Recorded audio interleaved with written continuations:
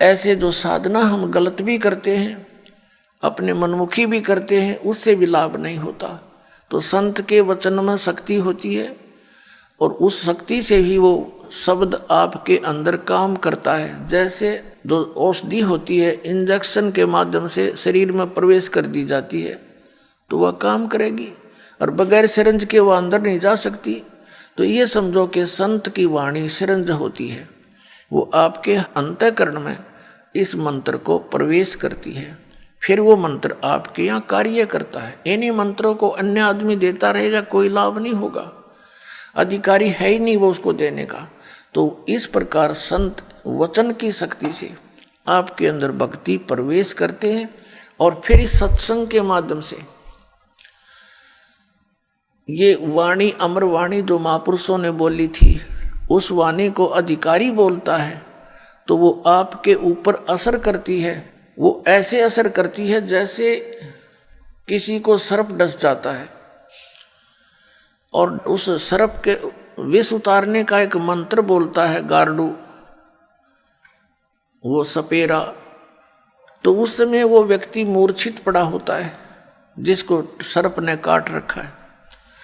उसको पता ही नहीं ये बोलने वाला क्या वाणी बोल रहा है, और उसको बार बार उच्चारण करने से कुछ समय के बाद उसमें हलचल होती है, विष उतर जाता है, और न उस वाणी को वो समझता है कि बोल क्या रहा है। तो पुण्यात्माओं ठीक इसी प्रकार हमारे अंतःकरण, हमारी आत्मा पर पाप कर्मों का विष चढ़ा हुआ है।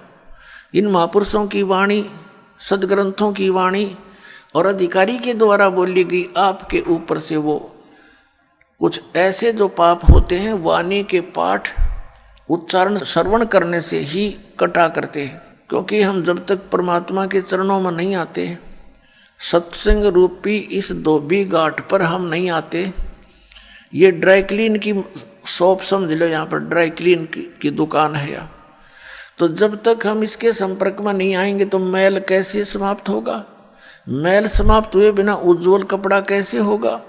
तो आप यहाँ आते हो, अपने मित्र प्यारों को भी लाते हो, हमने भी जितने दिन सत्संग होता है सबको आना अलाउड कर रखा है, आओ सत्संग अवश्य सुनो। बाकी समय में हम केवल अपने भक्तों से ही मिल पाते हैं, अन्य से कोई हम डिस्कस कर भी नहीं सकते, इसलिए अन्य को आमंत्रित नहीं करते। अन्य दिनों में सत्संग के दौरान सभी आ सकते। तो कोई मित्र, कोई रिश्तेदार, रिलेटिव किसी के साथ आता है तो चाहे वो किसी उसकी शर्म से भी आ गया, प्रार्थना से आ गया, किसी कामवश आ गया, तो यहाँ सुनेगा, वो चाहे अनचाहा बैठा रहे, उसके ऊपर भी उस गारुड़ के मंत्र की तरह असर हो रहा है। और एक दिन ऐसा आएगा कि उसको भूख लगेगी उस परमात्मा की वाणी की, और फिर वो ऐसा आएगा कि लोग नो कहेंगे इसका भी पता नहीं कि मंत्र मार दिया।